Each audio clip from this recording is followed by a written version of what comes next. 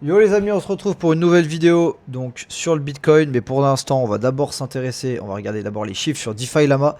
Donc la TVL, on est encore en train de chuter, on est à 71 milliards comme vous pouvez le voir si on zoome, on commence très légèrement à trouver un petit point de stagnation, mais on est toujours dans une dynamique qui est très très baissière. Je rappelle quand même que le 11 octobre on était à 150 milliards, et là on est à 71. Autrement dit on a perdu 55 voire 60%. C'est monstrueux.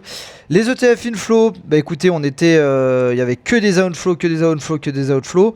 Là, c'est des outflows, mais très légers. À savoir que le 9, on a eu 120, ensuite 250 d'outflow, donc l'argent qui sort.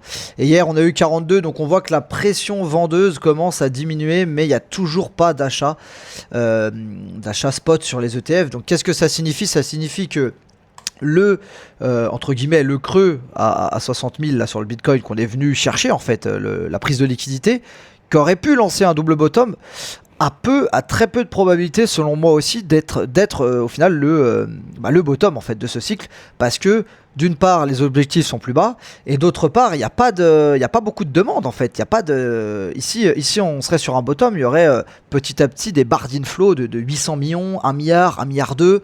Aucun inflow, on a même des outflows. Alors la pression vendeuse a diminué, mais il n'y a pas de pression acheteuse forte. Donc pour l'instant, je pense qu'on va être dans un rebond, mais voilà, il n'y aura pas pour moi on est toujours dans cette dynamique baissière et il n'y aura pas de bottom à court terme, je pense, sur le Bitcoin. Quand je parle de court terme, je parle de quelques jours, quelques semaines. Je pense que le bottom viendra par la suite d'ici quelques mois. À court terme, en daily sur le Bitcoin. Donc là, on a trouvé quand même un point, on va dire, de consolidation en dessous. Donc une fois qu'on a effectué donc, cette prise de stop à 59 000, on voit que là, pour l'instant, le cours, il essaye de former quelque chose, un petit W, pour peut-être retracer un petit peu plus haut. Alors, bon, pour l'instant, on est toujours, on va dire, dans ce petit range, si je vous le trace avec mon pinceau. Ici, ce qui serait du coup assez probable en fait, c'est tout simplement parce que ici au final on voit qu'on n'a pas pris, on a pris le sommet weekly, mais on n'est pas rentré dans le fair value gap. Ici, ce qu'on pourrait très bien faire, c'est s'appuyer ici pour revenir chercher le sommet de la semaine dernière à 64 700. On rentre un peu dans ce FVG et on se fait rejeter. Ça serait le scénario, on va dire, assez probable. Peut-être à 60% de proba, un truc comme ça, 55.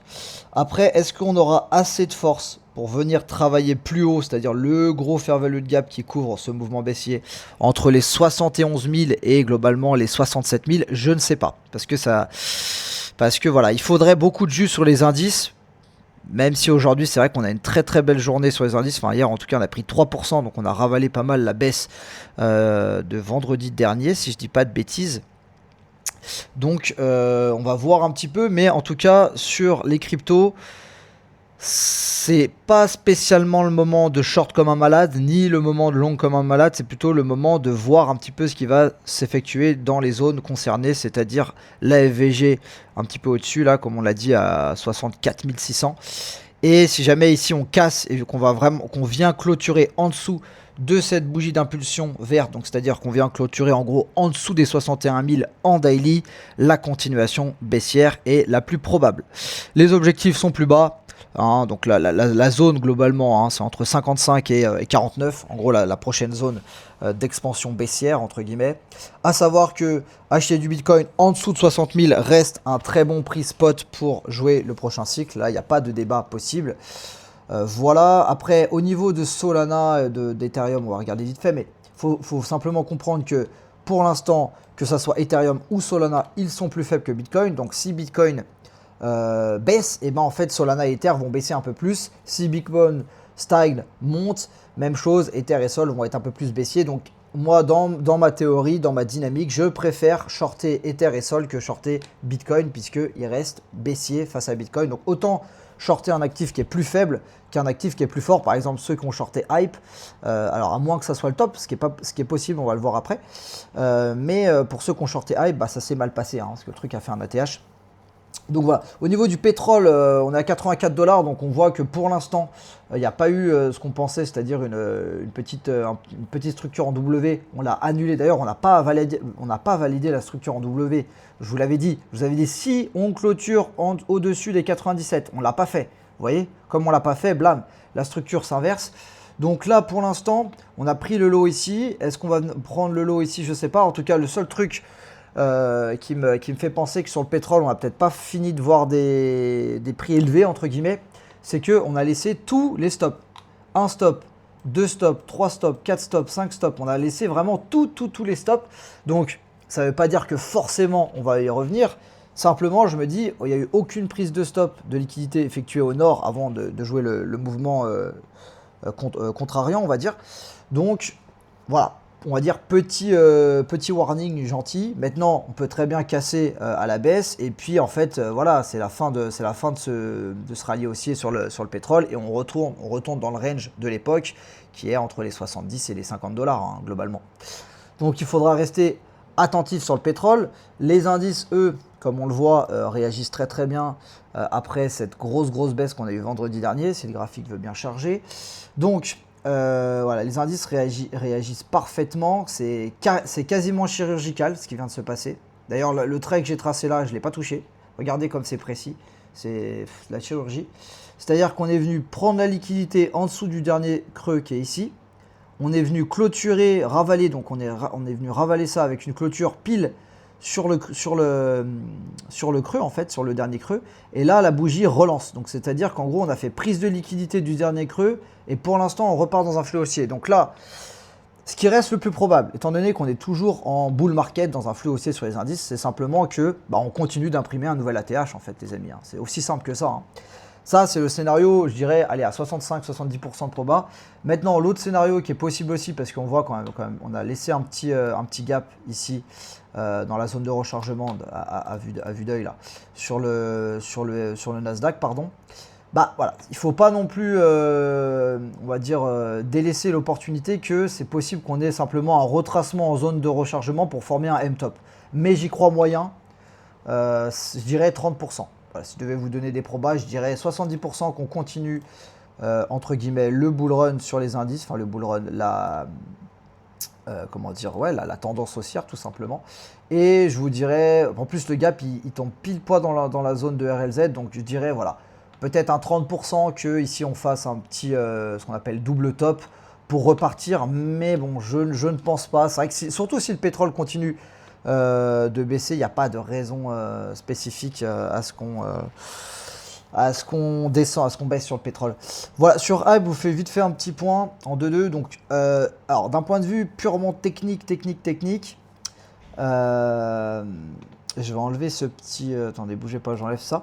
Donc d'un point de vue purement technique, c'est vrai qu'on a perdu le premier arrêt, on a perdu le dernier creux ici, et on a vraiment validé ce qu'on appelle un breaker. Donc ça, c'est un breaker. C'est-à-dire qu'en fait, ici, on a eu notre dernier creux et on a eu une clôture. Donc là, d'abord, on a une prise de liquidité. Ça a fait comme le Bitcoin la dernière fois. Prise de liquidité, rebond. Donc là, on s'est dit, c'est bon, to the moon, hype, ça repart.